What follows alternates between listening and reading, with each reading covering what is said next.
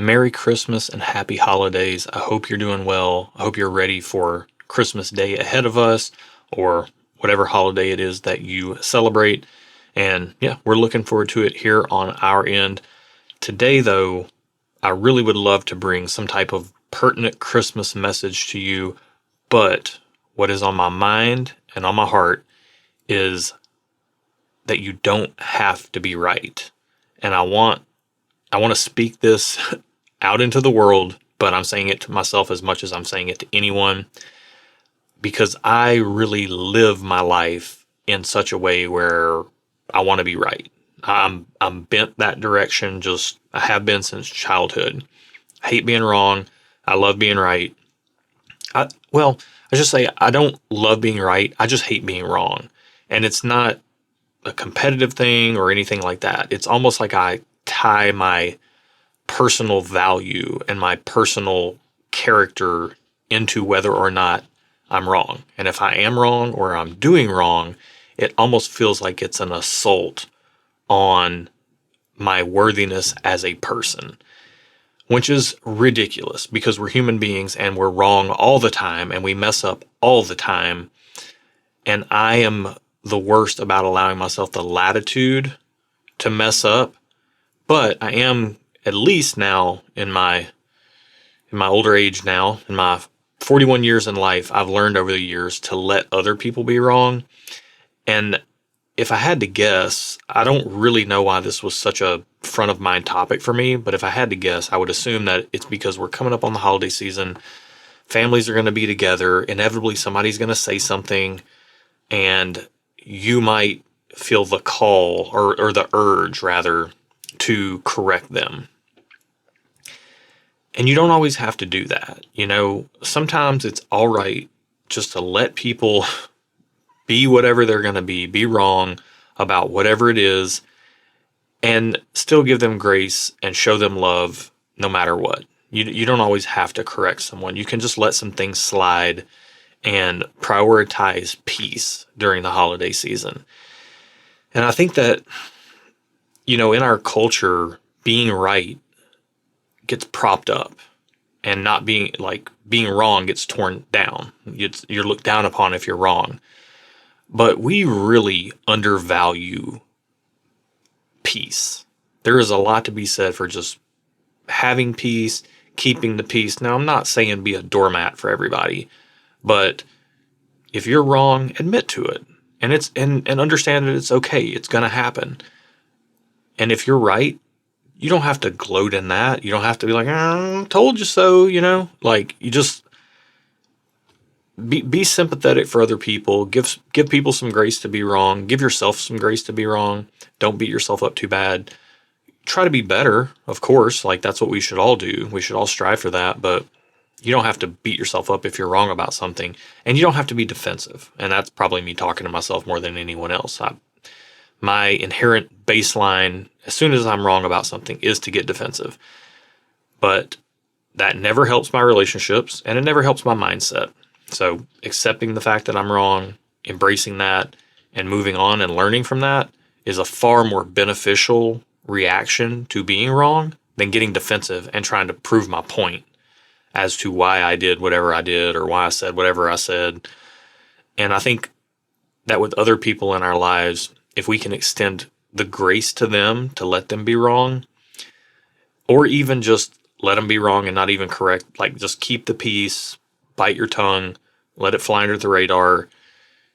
Those sorts of things can go a long way towards keeping your own personal peace and sanity. And that's something to protect as much as being right about something is. So I'm not saying suppress the truth and bury that or anything like that.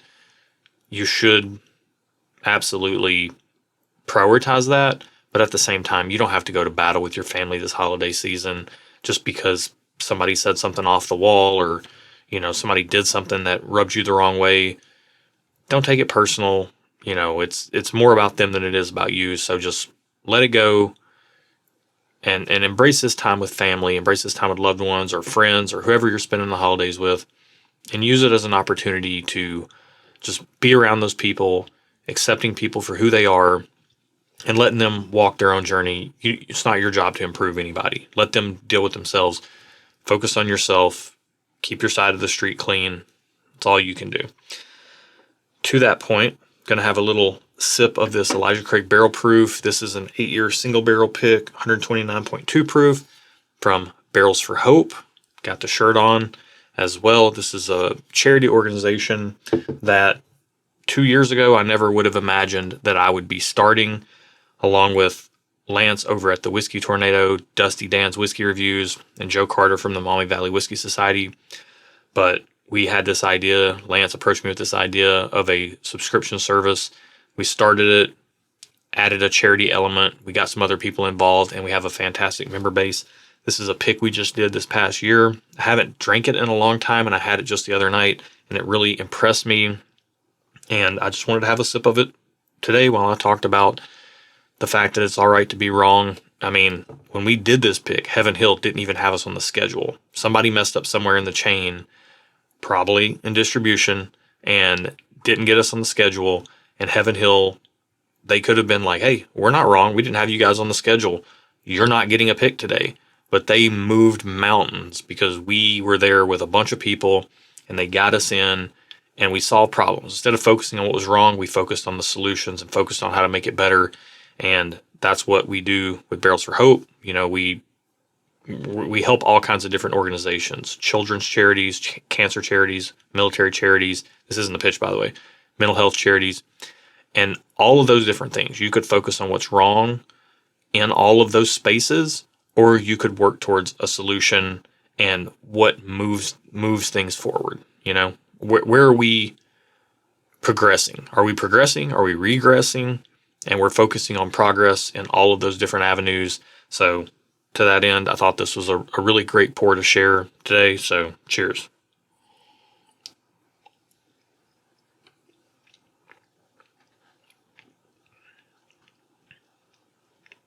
Man, so I have the knowledge of knowing that this is from the Bernheim Warehouse, which less than 10% of their barrel picks for Elijah Craig Barrel Proof come from the Bernheim Warehouse. And it is such a unique flavor profile from any Elijah Craig Barrel Proof that I think I've ever had. It is very nougat, like raspberry nougaty. It's really, really, really good. We did 2 of these picks the first year of Barrels for Hope, and both of those were a little bit more classic Elijah Craig Barrel Proof. Both of those very good. I think I like this year 2 pick better than both of those. This thing is crazy. It's sweet, it's rich, and it's classic. Like Heaven Hill, Elijah Craig, a very classic bourbon. One of the first bourbons I ever fell in love with. And yeah, I mean they've done some wrong products over the years, you know, but I don't hold it against them. I focus on what's good in their portfolio. I know that's a tenuous tie, but it does kind of tie into the topic a little bit here today. So anyways, trying to bring it full circle here because it is the holiday season. Not going to have a video next week, but probably will have one the week after that. Want to take some time off, enjoy time with family, prioritize priorities. That's a thing that we all should do. And priorities in life aren't whiskey videos and YouTube. Priorities in life are family, friends, loved ones. And that's what we're going to focus on over the course of the next week. And I hope you can find it within yourself to do the same too. And maybe extend some of that grace to somebody in your family. You know, there's these EGRs, right? There's I'm a car guy, and there are EGR valves, but in people there are EGRs as well, extra grace required. So if you have an extra grace required person in your life, it's all right to extend that to them. You know, that's taking the high road. And don't do it from a haughty standpoint. Don't be like, I'm taking the high road and giving them extra grace. Just let some things go. You know, let some things go. It's the holiday season, and let's focus on what's important. So hopefully you enjoy your time with some loved ones. We're going to do the same. Cheers.